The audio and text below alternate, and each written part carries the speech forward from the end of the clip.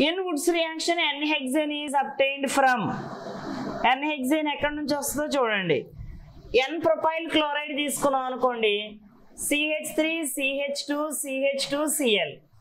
ఇదే 2 moles తీసుకున్నాం అనుకోండి, 2Na. ఏదైనా 2 moles తీసుకోవాలి మనం వుడ్స్ రియాక్షన్లో. ఓకేనా? హెక్సేన్ వస్తుంది.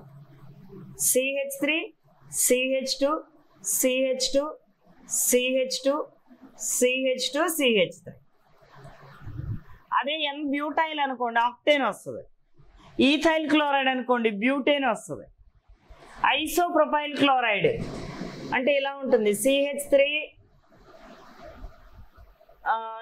CHCl, CH3 plus 2Na plus Cl, CH, CH3, CH3 remove అయింది అనుకోండి, ఈ కార్బన్ అటాచ్ అవుతుంది.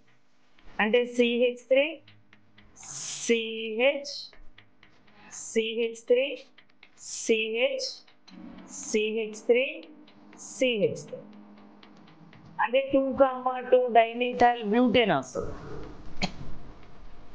2,2 డైనీథైల్ బ్యూటేన్.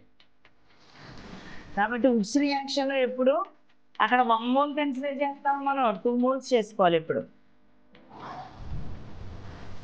ఈథైల్ క్లోరైడ్తో వుడ్స్ రియాక్షన్లో ప్రోడక్ట్ ఏమొస్తుందంటే ఈథేన్ వస్తుంది. Double the number of carbon atoms alkane వస్తుంది. ఎప్పుడు కూడా డబుల్ ది నెంబర్.